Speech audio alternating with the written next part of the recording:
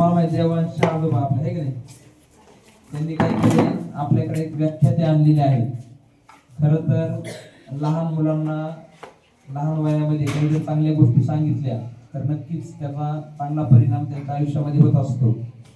अशाच पद्धतीने श्री हरिभक्त परायण ज्ञानेश्वर मिडगुले सर, बघा ज्ञानेश्वर मिडगुले सर या ठिकाणी आपल्याला व्याख्यान देण्यासाठी आलेले आहेत. ते पत्रकार पण आहेत, त्याचबरोबर व्याख्याते पण आहेत, शिरूरचे आहेत ते, बरोबर सणसवाडी शिरूर या ठिकाणाहून ते आपल्याला मार्गदर्शन करण्यासाठी आलेले आहेत. सुरुवातीला आपल्या शाळेच्या वतीने आपण 3 टाळ्या वाजवून त्यांचं या ठिकाणी स्वागत करू.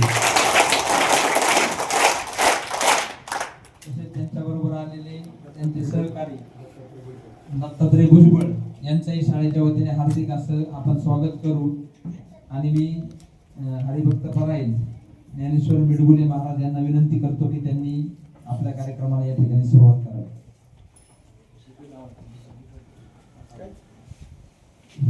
ज्ञान दिल्याने ज्ञान वाढते, ज्ञान दिल्याने ज्ञान वाढते. त्या ज्ञानाचे मंदिर हे सत्य शिवाहून सुंदर हे.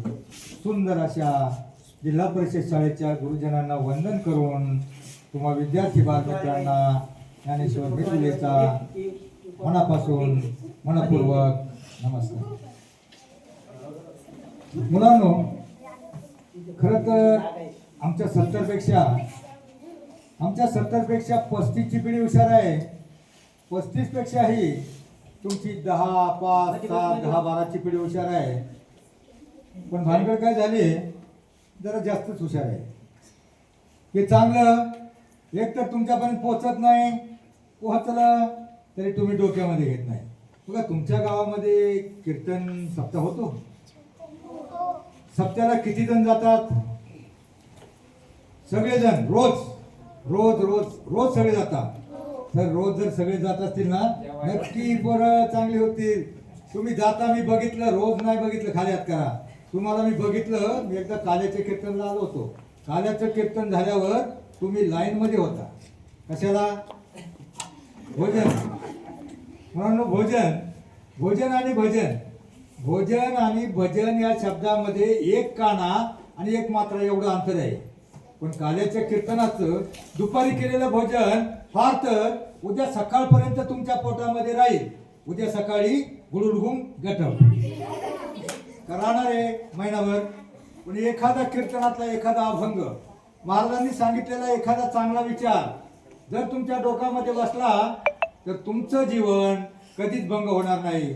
मुलांनो, अभंग या शब्दाचाच अर्थ असा आहे, आयुष्यामध्ये ज्याचे 1-2 अभंग पाठ असतील आणि त्याच्या अर्थाप्रमाणे जगण्याचा वागण्याचा प्रयत्न केला, तुमच्यातला प्रत्येक जण मोठा होऊ शकतो. हा विश्वास देण्यासाठी वारकरी साहित्य परिषदेतर्फे मी तुमच्या समोर हजर आहे.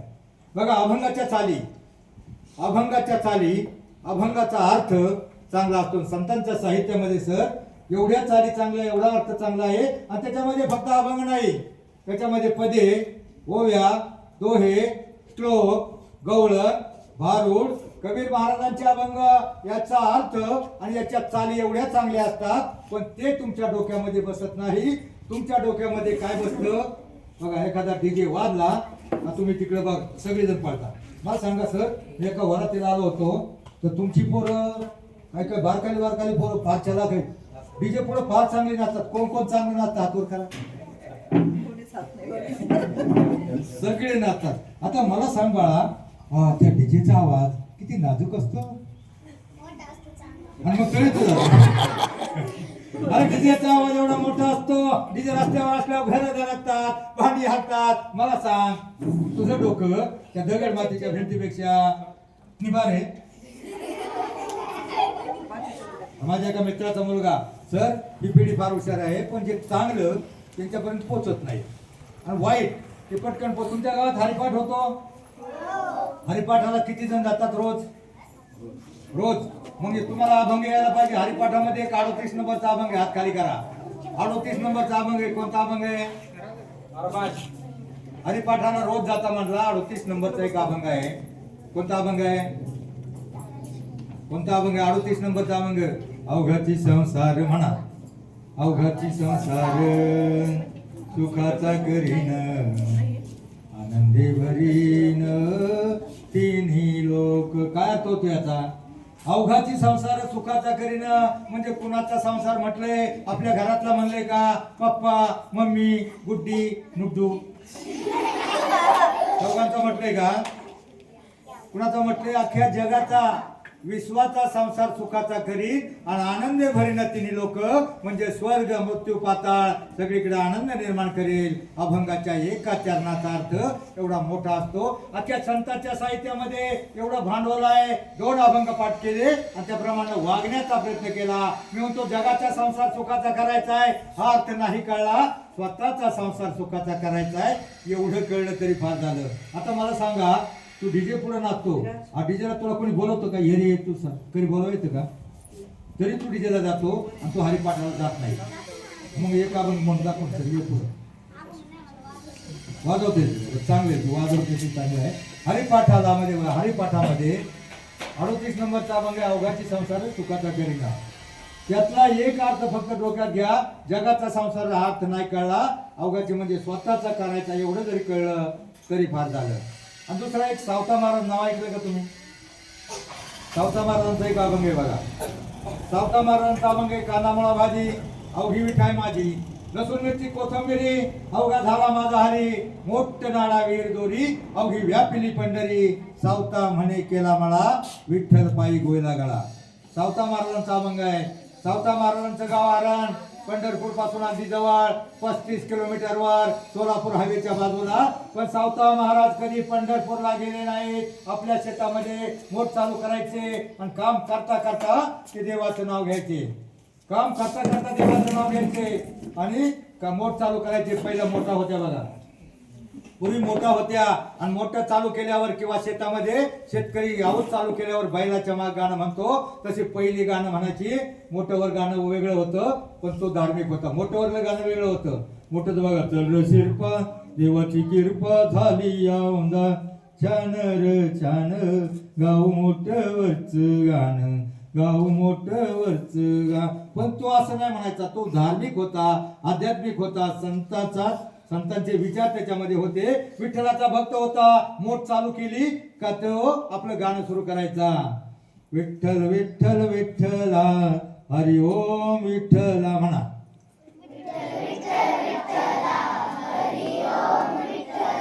विठ्ठल विठ्ठल विठ्ठला हरि ओम विठ्ठला.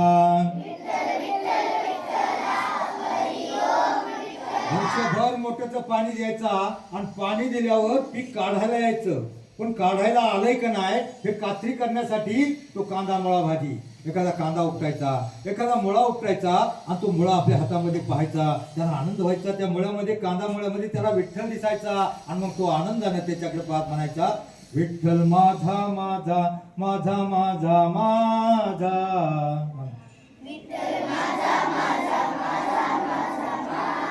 विठ्ठल माझा मी विठ्ठलाचा. विठ्ठल माझा मी विठ्ठलाचा.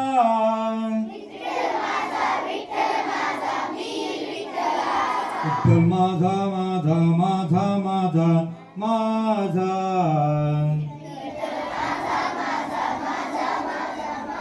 विठ्ठल कशाला म्हणायचे? कांदामुळा भाजी अवघी विठाई माझी. म्हणजे त्या कांदामुळामध्ये त्यांना विठ्ठल दिसायचा. आपल्या शेतामध्ये जे काम आहे ना त्या कामामध्ये त्यांना विठ्ठल दिसायचा. सावता महाराजांना मुलांना नीट ऐका. सावता महाराजांना आपला देव आपल्या कामामध्ये दिसायचा. मला सांगा तुमचा देव सध्या कशामध्ये आहे? डीजे मध्ये, कशामध्ये? टीव्ही मध्ये, मोबाईल मध्ये. कशा देव आहे तुमचा? देव आहे अभ्यासात. बरोबर मुलांनो, विद्या हे गरिबाचं धन आहे.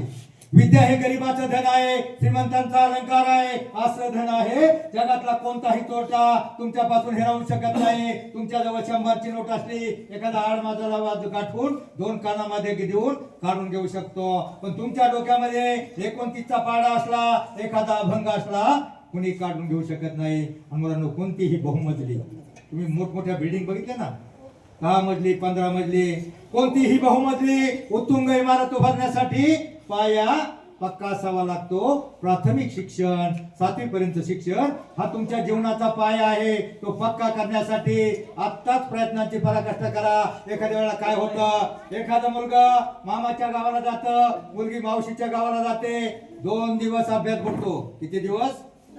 आणि मग सरांनी शिकवलेले असतात 2-4 धडे. परिणामाने तुम्ही ही जीवनाची शर्यत जिंकायची असेल, ऑटोमॅटिक तुम्ही मागे पडता. मला सांगा, मी तुमच्या डोक्यावरून जाईल असं काही सांगणार नाही, तुमच्या डोक्यामध्ये घुसल असं सांगणार आहे. तुम्ही लहानपणी एक गोष्ट ऐकली बघा. लहानपणी एक गोष्ट होती, 2 लहानपणाची शर्यत लागते आणि त्यातला एक जण जिंकतो. कोण जिंकतो? ससा चपळ होता, तरी कासव का जिंकला? बरोबर, थांबला नाही, झोपला नाही, त्याला आळस आला नाही, कंटाळा आला नाही. मग तुम्हालाही जीवनाची शर्यत जिंकायची असेल तर त्या कासवापासून काय शिकायचं, सशापासून काय शिकायचं? प्रत्येक धड्यामधून काहीतरी धडा घ्यायचा असतो, प्रत्येक गोष्टीमधून काहीतरी बोध घ्यायचा असतो. या लहानशा गोष्टीपासून तुम्ही काय बोध घ्यायचा? तुम्ही काय करायचं? थांबायचं नाही. ही जीवनाची शर्यत, ही जीवनाची शर्यत जिंकायची असेल तर तुम्हाला रोजच्या रोज अभ्यास, गृहपाठ, होमवर्क जर रोजच्या रोज केला तर तुम्ही जीवनाची शर्यत जिंकणार आहात. मग तुम्हाला प्रत्येकाला मोठं व्हायचंय ना. माणूस जीवनामध्ये 2च प्रकारे मोठा होऊ शकतो. किती प्रकारे? कोणते कोणते माहित आहे? शिकून, एक शिकून म्हणजे आता तुम्ही शिकताय ते, आणि दुसरं सवरून.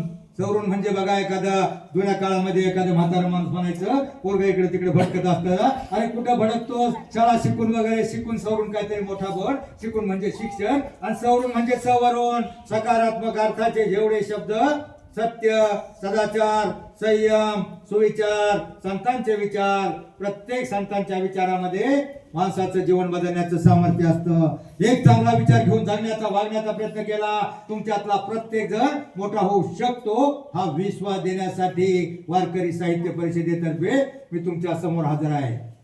बऱ्याच वेळा मुलांना असं वाटतं, आम्ही गरीबाचे, आम्ही लहानशा शाळेत शिकतो, आम्ही खेडेगावचे, मी गुटखा, मी काळा, मी मुंगळा, मी कसा मोठा होणार? प्रत्येक जण मोठा होणार. गुटखाही मोठा होणार, काळाही मोठा होणार, त्याच्यापेक्षाही दुसरा मोठा होणार. तुम्हाला माहिती आहे भारताच्या राष्ट्रपतीचं नाव माहिती आहे तुम्हाला? द्रौपदी मुर्मू. त्यांचा कलर गोरा होता का? कोणत्या जाती जन्मल्या?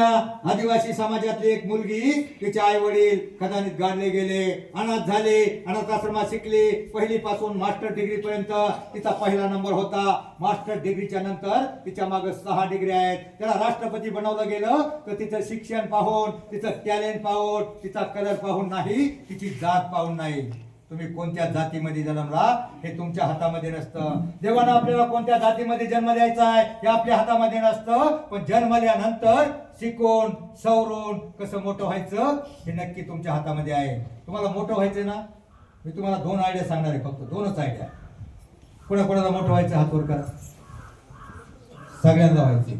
मला सांगा, तुम्ही घरून निघताना हात खाली करा. घरून निघताना खरं सांगायचा, आई वडिलांच्या पायात किती जण पडून येतात? 5-7 जण. हात खाली करा. मला सांगा तुम्हाला मोठं व्हायचंय ना, मग जीवनामध्ये आपलं भलं व्हावं असं 3च माणसं त्यांना वाटतं. कोणत्या 3 माणसांना वाटतं तुम्ही मोठं व्हावं, तुमचं चांगलं व्हावं, भलं व्हावं असं 3च माणसांना वाटतं. एक शिक्षक आणि दुसरे आई वडील. तुम्ही दिवसभर देवळामध्ये गेला, देवळापुढे डोकं फोडलं तरी देव तुम्हाला एक बिस्किटचा पुडा देणार आहे का? मग घरी निघताना तुमची आई किंवा वडील तुम्हाला सगळं आवरून देतात, तुमची टिफिन भरून देतात, तुम्हाला सगळं आवरून देतात. मग तुम्हाला खरंच मोठं व्हायचं असेल, तुम्हाला जर खरंच मोठं व्हायचं असेल, 1 मिनिट लागतं, फक्त 1 मिनिट. किती लागतं पाय पडायला मला? डीजे पुढे लई टाइम लागतो नाचायला. किती लागतं? 1 मिनिट. 1 मिनिटाचं काम आहे. तुम्हाला मोठं व्हायचं असेल ना, तुम्ही उद्यापासून प्रयोग करा. 8 दिवसानंतर तुमचे आई वडील जर रोज पाया पडायला लागले ना, तुमचे आई वडील म्हणतील, अरे आमची सोनी किती शहाणी झाले, आमचा मोन्या डीजे पुढे नाचायच्या ऐवजी आमच्या पाया पडायला लागलाय. किती शहाणी पोरं आहेत आमची. आणि मग तुमच्यासाठी तुमचे आई वडील रक्ताचं पाणी करतील, हाडाची काळे करतील, घामाच्या धारा गाळतील, पण तुम्हा शहाण्या गुणी बाळांना मोठं करण्यासाठी काबाड कष्ट करतील, पैसा उपलब्ध करतील. मला सांगा, 1 मिनिट लागतं पाया पडायला. आता मला सांगा, सगळ्यांना मोठं व्हायचंय ना, मग कोण कोण पाया पडणार? हातवर करा. बस आम्ही इथून पुण्याहून आलो, फायदा झाला, खाली हात करा. आता तुम्हाला दुसरे आल्या सांगतो, तुम्ही सांगितलं हरिपाठाला जाताय का? मी म्हणतो नाही जात ना, फक्त एक दिवस जायचं, रोज नाही गेलं तरी काय अडचण नाही. रविवार सुट्टी असते ना, मग सुट्टीमध्ये तुम्ही त्या टीव्हीच्या पुढं मोबाईलमुळे कोणाच्या पळवायच्या ऐवजी संध्याकाळी हरिपाठ असतो 6 वाजायच्या दरम्यान, बरोबर होतो ना. हरिपाठाला जा. हरिपाठाला गेल्याच्या नंतर बघा देवाची व्याख्या काय. देव आहे का? देव आहे? कुठं आहे? दिसतो का? वारा आहे का? आहे ना, दिसत नाही पण आहे. तसा कोरोनाचा जंतू होता का? कोरोना होता का नाही? तो दिसला का जंतू? लाईट आहे का नाही? याच्यातून लाईट आली, दिसते का आपल्याला? मग जे नाही पण आहे बघा. हे तो सच है कि भगवान है म्हणा. है मगर फिर भी अनजान है,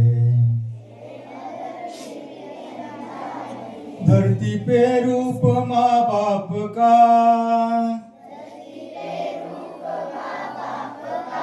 उनमें ही असली पहचान है. तुमचे खरे देव तुमचे आई वडील आहेत. आई वडील हे देव आहेत. रोज पाया पडा. 50% मोठे व्हाल आणि बाकीचा 50% सांगतो. एका दिवसाचे तास किती? एका आठवड्याचे तास किती? 24-70चा पाडा कोणाचा पाठ आहे? आमच्या वेळेला 4थीला 30 पर्यंत पाठ व्हायचे होते. 24-7 किती? एका आठवड्याचे तास 168.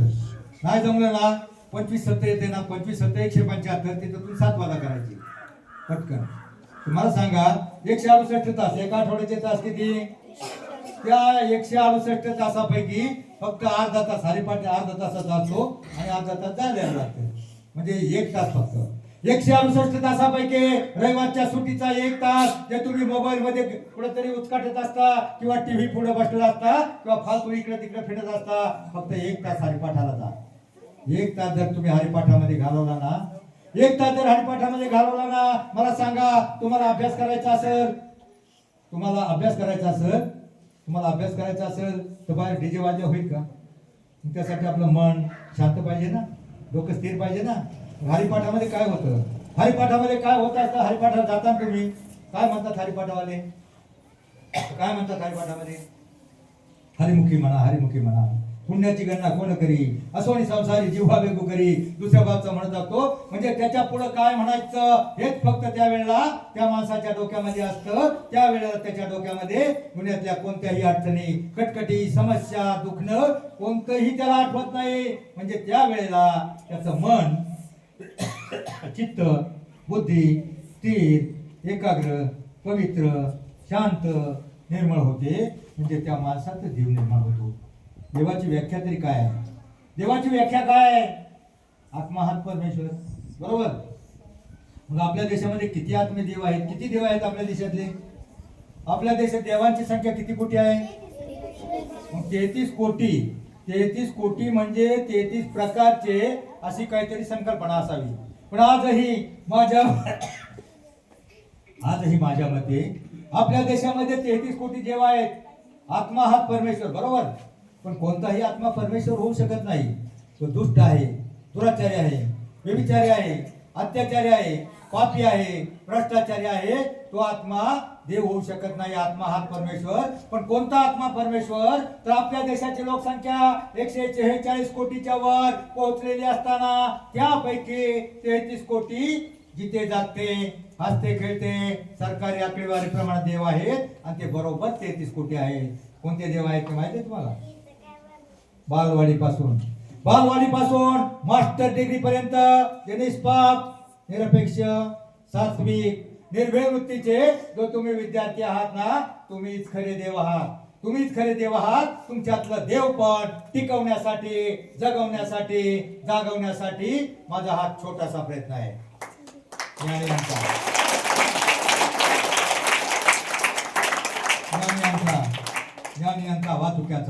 ज्ञानी यांचा वाहतुक्याचा वंश तुमचा तोच आहे. आपल्याही रक्तात थोडा ईश्वराचा अंश आहे. अहो, ईश्वर म्हणजे तरी काय असतं? आत्मा हात परमेश्वर. तुम्ही फक्त निष्पाप बाळ म्हणजे तुम्हीच खरे देव आहात. ना रावळी, ना रावळी ना देवळी, ना रावळी ना देवळी ना कोणत्या विटेवा, विद्या मंदिरात साक्षात 33 कोटी देव, तुम्हीच खरे देव आहात आणि तुमच्यातलं देव पण टिकवण्यासाठी संतांचे विचार. फक्त आपला महाराष्ट्र, आज आपला महाराष्ट्र सुरक्षित आहे, आमच्या लेकीबाळी सुरक्षित आहे, फक्त दोनच विचारावर, एक संतांचे विचार, दुसरे शिवरायांचे विचार. माणसाला जीवनामध्ये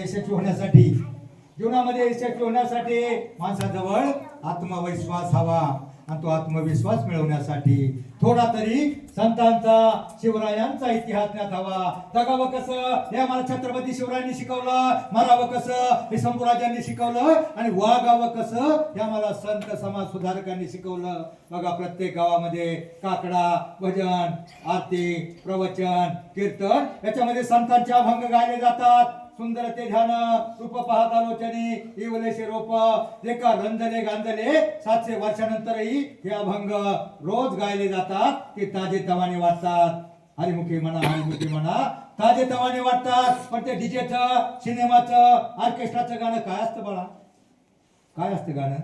मुंगळा मुंगळा का मुंगळ्या वाटणार ते काय? त्याला अर्थ येत रे का? चालत रे का? किंवा काला कवा काट खायेगा, मुंगळा कावळा, वाईट प्राण्याची गाणी तिकडे वाजलं का हे हात धुवून जात आणि तिकडे लुंगी डान्स सारखी डान्स. डीजेचं, सिनेमाचं, ऑर्केस्ट्राचं गाणं एकच वर्ष येतं. डीजेचं, सिनेमाचं, ऑर्केस्ट्राचं गाणं एकच वर्ष येतं, दुसऱ्या वर्षी गायब होतं. मला सांग बाळा, 7-8 वर्षापूर्वी एक बाईचं नाव ऐकलं, ती शांताबाई परत दिसली का? परत दुसऱ्या वर्षी कोण आला बाबूराव. तो बाबूराव परत दिसला का? नंतर कोण? आवाज वाढव डीजे तुझ्या आला, दिसला का परत? तो डीजेचं गाणं एकच वर्ष येतं, परत दिसतं का? ते तुझ्या डोक्यात बसतं. पण संतांचे अभंग 700 वर्षानंतरही प्रत्येकाला तारण्यासाठी, प्रत्येकाचं जीवन भंग होऊन न देण्यासाठी प्रत्येक गावामध्ये गायले जातात. एक अभंग, 2 अभंग फक्त पाठ करा, अवघाची संसार सुखाचा करीन. आणि दुसरा कोणता? कांदा मुळा भाजी. म्हणजे आपल्या वाट्याला जे काम आलंय ते प्रामाणिकपणे करणं, याच्यात तुमचा देव आहे. सावता महाराजांनी आपला देव आपल्या कामात पाहिला. सध्या तुमचा देव कशात आहे?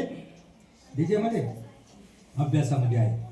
मला सांग, मला वाटतं तुमच्यातला प्रत्येक जण बघा संतांच्या अभंग, 700 वर्षांत संतांच्या अभंगामध्ये फक्त अभंग नाही, त्याच्यामध्ये पदे, ओव्या, दोहे, श्लोक, गवळण, भारुड, अनेक कबीर महाराजांच्या एका अभंगामध्ये जीवनाचं बघा कबीर महाराजांच्या भारुडामध्ये किंवा नाथ महाराजांच्या भारुडामध्ये एवढी ताकद आहे. बघा, एक आपल्यामध्ये आपला राग येतो ना आपल्याला, थोडं आयन ऐकलं, मोबाईल नाही दिला हातामध्ये तर राग येतो का नाही? राग मोबाईल नाही दिला राग येतो, आईने मनासारखं नाही वागलं तर राग येतो. मग आपल्यामध्ये राग, क्रोध, मत्सर, अहंकार, एकमेकाची खोड्या करतो, भांडणं करतो ना, हे सगळं एकनाथांनी एका भारुडात सांगितलंय. आणि ते भारुड काय होतं माहितीये का? तो आपल्याला कशाचा विंचू चावलाय त्याला? तुला डीजेचा चावलाय. अजून कशाचा चावलाय विंचू? आपल्याला जो राग येतो त्याच्यामध्ये एकनाथांचं एक भारुड आहे. आणि मग ते भारुड तुम्ही फक्त मागं काय म्हणायचं? विंचू चावला म्हणणार का? विंचू चावला. सूर्य उगवला, प्रकाश पडला, आडवा डोंगर तयाला माझा नमस्कार. अग ग ग ग ग विंचू चावला. काय मी करू देवा रे देवा, विंचू चावला हो. काम क्रोध विंचू चावला, तव घाम अंगास आला, पंचप्राण व्याकुळ झाला, तिन्ही माझा प्राण चालला. अग ग ग ग ग काय मी करू, कुठे मी जाऊ, कुणाला सांगू, देवा रे देवा.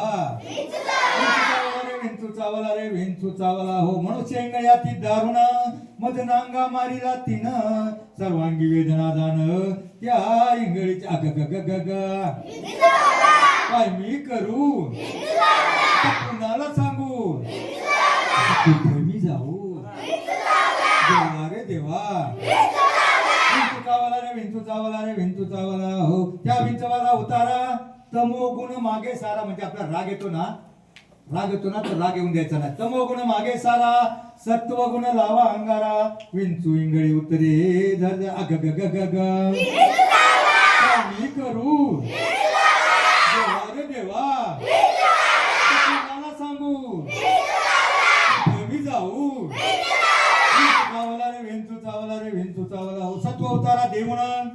अवघा सारीला तमोगुण सत्वतारा म्हणजे संतांच्या अभंगाचा, संतांच्या विचाराचा. सत्वतारा देऊन अवघा सारीला तमोगुण किंचित राहिली पुन पुन शांत केली जनार्दने. अग ग ग ग ग काय मी करू, कुठे मी जाऊ, कुणाला सांगू, डीजेवाल्या सांग. वेंचू चावला रे वेंचू चावला. डीजे पुढे जातो ना तू डीजे पुढे जातो ना. डीजे पुढे जाऊ नको बाळा, तुला माहित नसतं. माझ्या एका मित्राचा मुलगा सर सत्य परिस्थिती आहे, त्याच्या बापाचा फोन नंबर देतो, त्याला 92% मार्क होते दहावीला. किती टक्के होते? पण त्याला एक वाईट नाद होता, ते सारखं 7वी 8वी पासून पुढे गावामध्ये डीजे वाजला की ते जेवायचं अर्ध सोडायचं, मागं हात पुसायचं आणि तिकडे जाऊन लुंगीदार सारखं नाचायचं. आणि पोराची नाचतात एखाद्या लग्नामध्ये पुढे सारायचं म्हणलं ते डोकं लावतात आणि डोकं लावून नाचायचं. आणि 3-4 वर्ष नाचल्यामुळं बाकीची पोरं आर्ट कॉमर्स सायन्सला एंट्री करत होती, प्रवेश घ्यायला जावत होती. ते पोरग जसं बाहेर पडलं आणि मग त्यावेळेला त्या मेन डीजेच्या गंभीर आवाजामुळं त्याच्या डोक्याच्या मागच्या बाजूला गाठी खायला होत्या. चक्कर आली, ओळून पडला, बापाने उचलला, हडपसरच्या नंतर हॉस्पिटलमध्ये नेला. तिथे गेल्यावर फोटोग्राफी, स्कॅनिंग, MRI सगळ्या चाचण्या केल्या. डॉक्टरने सांगितलं डीजेच्या गंभीर आवाजामुळं त्याच्या डोक्याच्या मागच्या बाजूला गाठी खायला, गाठी काढाव्या लागतील, ऑपरेशन करावं लागेल. मुंबईहून स्पेशालिस्ट डॉक्टर मागावं लागतील आणि ते डॉक्टरचा स्पेशालिस्ट डॉक्टर मुंबईवरून स्पेशल त्याचा खर्च असेल 16 ते 20 लाख रुपये. आता मला सांग डीजेवाल्या आपल्या घरामध्ये असतात तेवढे? त्याच्या बापाकडे नव्हते, कामगाराचा मुलगा होता, एक हुशार मुलगा. डॉक्टर पैसे नाहीत म्हणून बाप सायरा भायला झाला. कोण देणार पैसे? ऐन वेळेला गावाकडे थोडी जमीन होती, 50-60 लाखाची जमीन. आडलेल्या वेळेला कोण देणार पैसे? 50-60 लाखाची जमीन. बापानं जमीन आहे तुझ्या घरी? हा मग काय अडचण नाही. 50-60 लाखाची जमीन आडल्या वेळेला बापानं 20 लाखाला विकली. 20 लाखाला विकली, डिपॉझिट भरलं, मुलाचं ऑपरेशन झालं. पण सर डोक्याच्या मेंदू पासून कानापर्यंत, डोळ्यापर्यंत सगळ्या बाजूला त्या रक्तवाहिन्या असतात ना, त्यातल्या 1-2 रक्तवाहिन्या जॉईन झाल्या नाहीत. त्यामुळं त्याचा स्मृतिभ्रंश झाला. स्मृतिभ्रंश म्हणजे त्याला अर्ध आठवतं, अर्ध आठवत नाही. बाप आठवला तर आई आठवते, आई आठवलं तर बाप आठवत नाही. मात्र त्याला एक नक्की आठवतं. काय नक्की आठवतं? डीजे सारखं कुठं बाहेर वाजलं का ते गोदाडं फेकाटून देतं आणि उड्या मारायला लागतं आणि म्हणतं आत्ता माझी सटकली. याचं पाठ आहे बघा. मला सांग, तू हातवर केला होता, मोठं व्हायचं तुला? मोठं व्हायचं असेल तर तुझ्या डोक्याची, कानाची, मेंदूची कोणती न सटकली पाहिजे का? जाणार का डीजे पुढं? तू माहित नसतो परिणाम तुम्हाला. तुमच्या बापाचं बघा सर, बऱ्याच गोष्टी आहेत त्या पिढीला परिणाम माहित नसतो. बघा आजकाल 40 वर्षाच्या माणसाला अटॅक येतो. काय येतो? एक रक्तवाहिनी बघा, कोणतीही एक रक्तवाहिनी प्रवाहित होत नाही. आणि रक्तवाहिनी प्रवाहित नाही बघा, मोबाईलची तीच अपेक्षा आहे, टीव्हीची तीच अपेक्षा आहे. टीव्हीने तेच होतं, डोकं खराब होतं. आमच्याकडे मोबाईल बघा. आईनं तुमच्या घरामध्ये लहान बाळ रडत असल्यावर आई काय करते? मोबाईल चालू करून. मोबाईल खेळणे आहे का? खुळखुळ आहे का? पहिली लोक बाहेर पोराला समजवण्यासाठी कावळा दाखवायची, चिमणी दाखवायची, देवळात न्यायची, भूरगाडी दाखवायची, किंवा आई लोरी गायची, बाळा जोजोरे. पण आई ते करत नाही, त्याच्या हातामध्ये मोबाईल देते. आणि मला सांगा मुलांनो, त्या मोबाईलची लाइटिंग एवढी प्रखर असते, इफेक्टिव्ह असते, आणि लहान बाळाची आवरण डोळ्याची एवढी नाजूक असतात. त्या कोरोना नंतर गेल्या 7-8 वर्षाची परिस्थिती सर, 10% मुलं बाद झाल्या. मुंबईमध्ये 10-12% मुलं. आमच्या शेजारचा एक मुलगा, 7वीचा मुलगा, ते सारखं पहिलीपासून मोबाईल हातामध्ये, हँग झालं, मेंटल झालं, पागल झालं. 20 लाख खर्च झाला तरी पोरगं नीट झालं नाही. त्या पोरांना रोग कितला भयानक आहे आमच्या आयांना माहित नव्हतं. आयांना वाटलं बरं झालं पोरगं आपल्याला टीव्ही बघून देत नाही, काम करून देत नाही, घे मोबाईल मर मेल्या. अख्खं आयुष्य बर्बाद केलं आमचा पहिला गुरु आई. पण झालं ते झालं. तुका म्हणे मागे पाहू नका, पुढे जावे नाही तुका. यापुढे तरी तुमच्या घरामध्ये जर तुमच्या घरामध्ये जर आईनं लहान बाळाच्या हातामध्ये मोबाईल दिला तर तो मोबाईल तुम्ही लपवून ठेवा. तुमचा पाठीला का बलवान व्हायचा वाटत असेल तर मोबाईल, टीव्ही, डीजे याच्या पुढे सुद्धा जाऊ नका. तुम्हाला काही गरज नाही सध्या, फक्त शैक्षणिक कारणापुरतं काही शाळांमध्ये काय करतात, मोबाईलवर होमवर्क पाठवतात. तर आपल्या शाळेमध्ये जर पाठवत असेल ना, फळ्यावर लिहून द्या, कारण ते कारण मिळतं पोराला. का ते मोबाईल हातामध्ये घेतं आणि होमवर्क काय आलाय आणि त्या निमित्तानं ते इतर उचकट टाकतं. बऱ्याच शाळामध्ये मी सांगतो राग येऊन देऊ नका, परंतु होमवर्क संध्याकाळी जाताना त्याला लिहून द्या, फळ्यावल्या सगळे लिहून घेतील. म्हणून मोबाईलचं व्यसन बघा, पहिलं दारू गुटखा व्यसन 20व्या वर्षी लागायचं, पहिल्याच वर्षी लहान बाळाला व्यसन लागतं. आई अभिमानानं सांगते आमच्या पोराला पहिल्याच वर्षी सगळं कळतं, पोरग मोबाईल हातात दिल्याशिवाय जेवत नाही. व्यसन आहे सर, इतकं भयानक व्यसन आहे. आणि हे व्यसन कमी करायचं असेल, तुमच्या घरामध्ये लहान बाळाच्या हातामध्ये मोबाईल दिला तर मोबाईल काढून घ्या आणि कुठेतरी लपवून ठेवा. परंतु मोबाईल, डीजे, टीव्ही याच्या पुढे जाऊ नका. संतांचे अभंग बघा, हरिपाठाला जा, हरिपाठात ते 2-5 अभंग पाठ करा आणि हरिपाठाला जात असताना बघा संतांचे अभंग, याच्यामध्ये गवळण, भारुड किंवा बरेच प्रकार आहेत बघा. जनाबाई नाव ऐकले की? जनाबाई, मुक्ताबाई, बहिणाबाई, मीराबाई ऐकले? मीराबाई ऐकले? मीराबाईचं एक भजन आहे बघा, मीराबाईचं एक भजन आहे, 2 ओळी फक्त मागं म्हणायच्या आणि त्या ओळीचा अर्थ काय डोक्यात घ्यायचा. म्हणणार का? मोठ्याने म्हणायचं, अर्थ विचार डोक्यात घ्यायचा बघा. मीराबाईचं भजन आहे, जैसी लागी लगन मेरा हो गई मगन, वो तो गली गली हरि गुन गाने लगी. काय अर्थ होतो याचा? जैसी लागी लगन याचा अर्थ काय? हिंदी कळतं ना तुम्हाला टीव्ही बघता म्हणजे? जैसी लागी लगन, जैसी लागी लगन, जैसी लागी लगन म्हणजे मीराबाईला श्रीकृष्णाच्या भक्तीची एवढी आवड, एवढी गोडी निर्माण झाली होती, तशी गोडी जर तुम्हाला अभ्यासाची निर्माण झाली. आणि मीरा हो गई मगन, मीरा हो गई मगन म्हणजे मीराबाई श्रीकृष्णाच्या भक्तीमध्ये एवढी लीन, तल्लीन, मग्न झाली होती. तसे जर तुम्ही अभ्यासामध्ये मग्न झाला तर जगातली कोणतीही शक्ती, अगदी चीन, पाकिस्तान सुद्धा तुम्हाला मोठं होण्यापासून रोखू शकणार नाही. असं होणार आहे का? एखादा चीनचा सैनिक येईल, पाकिस्तानचा आतंकवादी म्हणाले बाळ्या काळ्या घालू का गोळ्या, नाही अभ्यास करून कॅप्टन होऊ नको, लेफ्टनंट होऊ नको, कलेक्टर होऊ नको म्हणणार आहे का कुणी? जगातली कोणतीही शक्ती तुम्हाला मोठं होण्यापासून रोखू शकत नाही. फक्त तुमच्या आतले आळस, कंटाळा, बेफिकिरी बाहेर काढा आणि तुमचे जानी दुश्मन तुम्हाला मोठं होऊन देणार नाहीत. मोबाईल, टीव्ही, डीजे, पाटलांचा बैलगाडा त्याच्या जवळ सुद्धा जाऊ नका. मला वेळ झालेला आहे. फक्त एक मीराबाईचं भजन, एक जनाबाईची गवळण आपण 2 ओळी मागे म्हणायच्या. म्हणा ना, लहान लहान लहान मुले घेऊन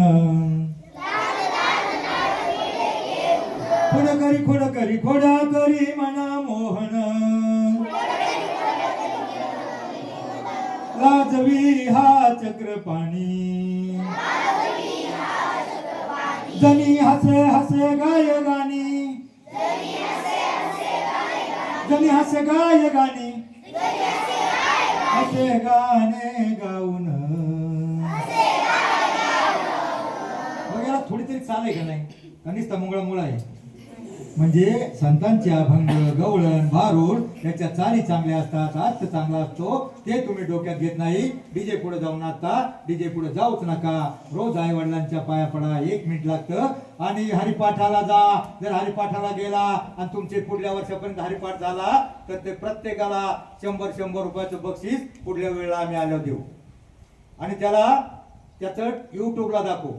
माझ्या नातीचा 3रीला अख्खा हरिपाठ पाठ होता, 3रीला टाकला, आता ती 8वीला आहे. तिचं भगवद्गीतेचे 17 अभंग पाठ आहेत.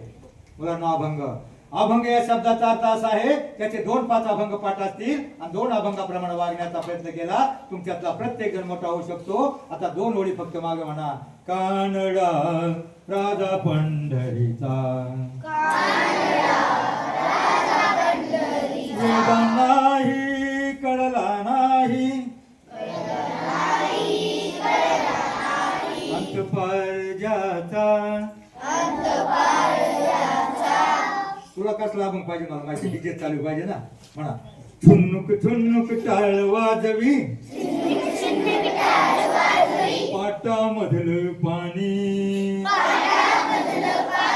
कान पाखरा संग गातो,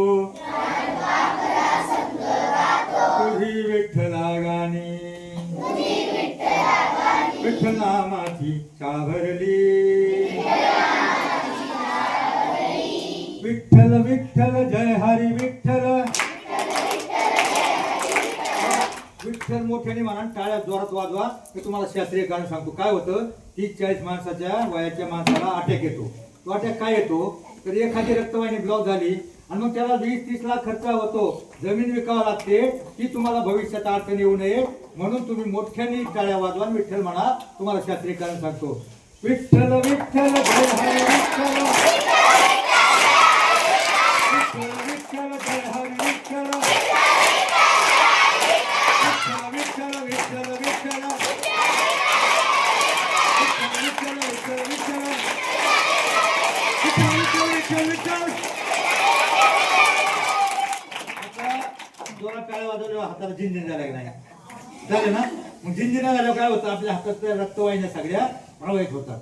आणि विठ्ठल विठ्ठल विठ्ठल आपण जोराने म्हणू ना, आपल्या पोटामध्ये हृदय फुफ्फुस सगळे कंप पावतात. आणि मग त्यावेळेला काय होतं माहित आहे, पायाच्या नखापासून डोक्याच्या केसापर्यंत सगळ्या रक्तवाहिन्या प्रवाहित होतात. जो दिवसातून 5 मिनिटं विठ्ठल विठ्ठल म्हणाल, भजन करील, एखादा अभंग म्हणाल, विठ्ठल विठ्ठल म्हणता म्हणता टाळ्या वाजवील, त्याला आयुष्यामध्ये बीपी, शुगर, रक्तदाब, मधुमेह, कोलेस्ट्रॉल, अटॅक येणारच नाही. म्हणून याचं शास्त्रीय कारण सांगतो.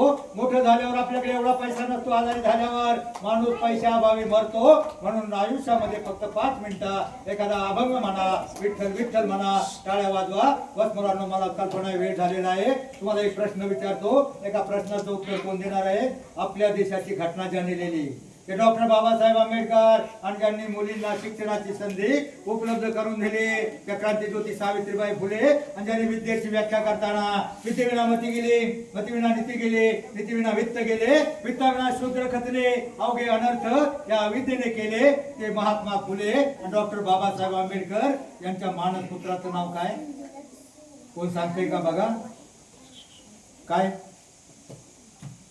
महात्मा फुले आणि डॉक्टर बाबासाहेब आंबेडकर यांच्या मुलाचं नाव काय, मानसपुत्र यशवंत.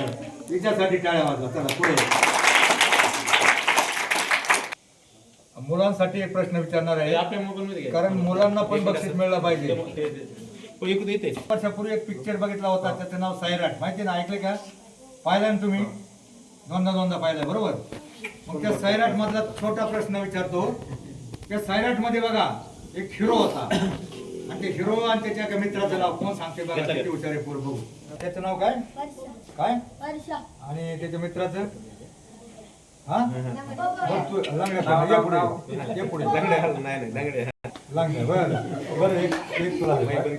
आणि एक तुला पण. आता मला सांग, हा लंगड्या परशा गरजेचा आहे का डॉक्टर आंबेडकर आणि महात्मा फुले गरजेचा आहे. आणि मग ते तुमच्या डोक्यात नाही, तुम्हाला लागण्याचं सर नेमकी हे आहे ते चांगलं, ते यांच्या डोक्यात घुसत नाही. अभंग, सप्ताह, कीर्तन डोक्यात घुसत नाही, डीजे पटकन याच्या डोक्यात घुसतो. म्हणजे चांगलं शाळेत सर्वच जाता, ते ज्ञानबिंदू मिळवा, हृदयात आपल्या या देशाभिमान ठेवा, तुलसील मान राखा, ठेवू नका विकार, हिंद वियोगाचे तुम्ही शिल्पकार, भारताचं भविष्य तुम्ही आहात.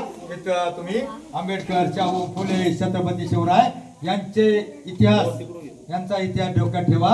आमचा देश फक्त संत आणि ग्रंथ आणि वारकरी पंथ याच्यामुळे टिकून आहे. म्हणून सरांना विनंती, प्रार्थनेला यांचा एखादा अभंग घ्या परिपाठामध्ये, कारण संतांचे विचार जर जगले तरच आपला देश जगणार आहे, नाहीतर सगळीकडे भडका उडालाय. चिमणीच्या चुचीनं आपण थोडा तरी प्रयत्न करूयात. एखादा परिपाठाला अभंग घ्या एवढीच विनंती करतो. आणि बस आयुष्यामध्ये शिका इतकं, डिग्र्या कमी पडतील, डिग्र्या कमी पडतील, जगा इतकं आयुष्य कमी पडेल, असा इतकं आनंद कमी पडेल. दौडा असे कमनशिबाचा फासा निखळून पडेल, परंतु मुलांनो प्रयत्न इतका करा, अभ्यास इतका करा, आणि तो संतांचा करा. तुमच्यातला प्रत्येक जण मोठा होऊ शकतो. हा तो विठ्ठल आहे, देव तुम्हाला नक्की मोठे करतील. धन्यवाद. जय हिंद, जय महाराष्ट्र.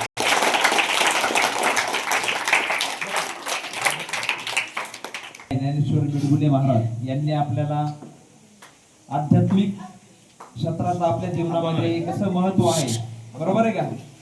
आपल्या वास्तविक जीवन जगत असताना आपल्याला अध्यात्म सुद्धा माहित पाहिजे, आणि अध्यात्माने माणूस कसा मोठा होऊ शकतो या ठिकाणी वेगवेगळी उदाहरणं देऊन त्यांनी आपल्याला हे पटवून दिलेलं आहे.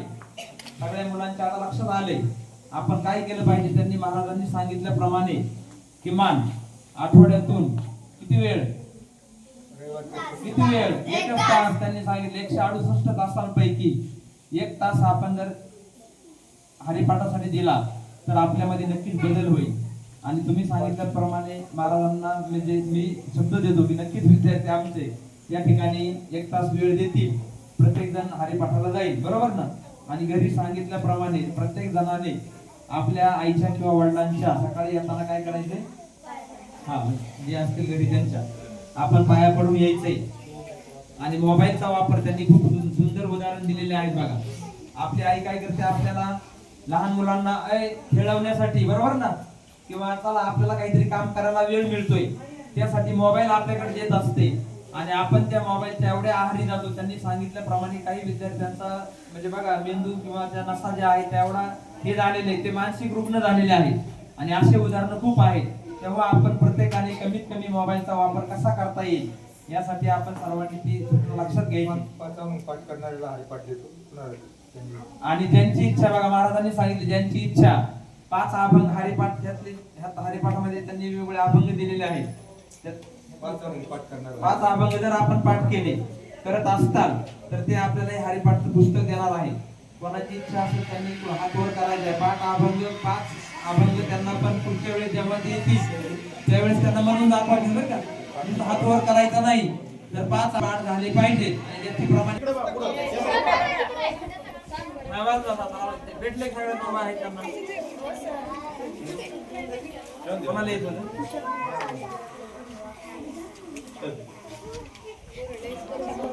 पुढल्या वेळेला आल्यावर 5 अभंग म्हणून दाखवायला. आम्हाला सुद्धा काही आपलं चांगलं मार्गदर्शन पण या ठिकाणी व्याख्यान केलेलं आहे. त्यांचा आपल्या शाळेच्या वतीने छोटासा सन्मान करण्यात येत आहे. आपल्या शालेय व्यवस्थापन समितीचे अध्यक्ष श्री दौलत गांगड यांना मी विनंती करतो की त्यांनी या ठिकाणी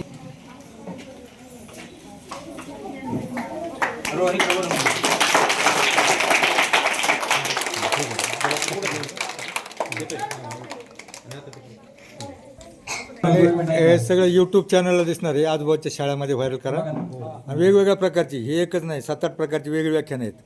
मी काही गोष्टी सांगत असतो. ठीक आहे, हे सगळे व्याख्यानं आजूबाजूच्या शाळेत व्हायरल करा, कारण आम्ही काय सगळ्या शाळेत जाऊ शकत नाही.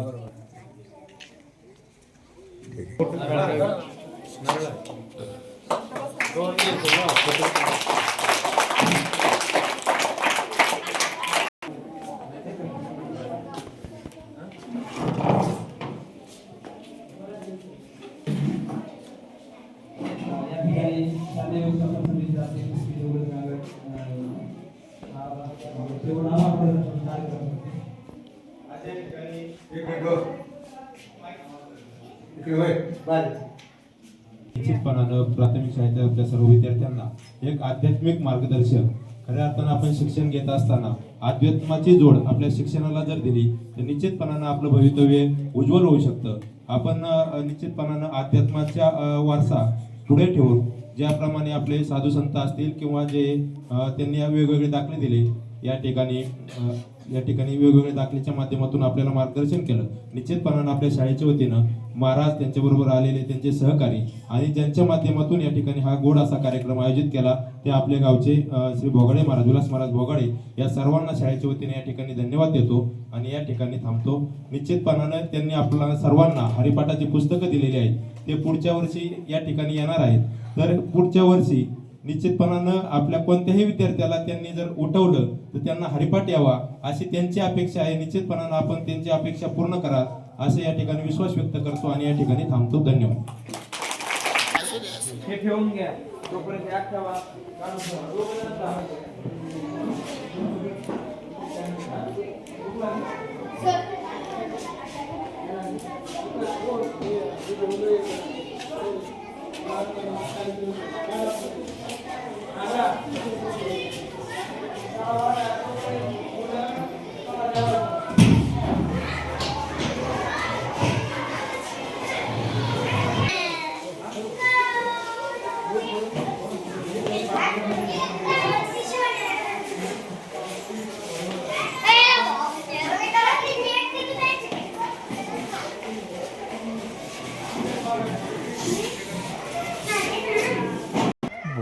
गांगड्या शाळेतील मुलांना प्रबोधनाचा व्हिडिओ आवडल्यास लाईक शेअर सबस्क्राईब करा.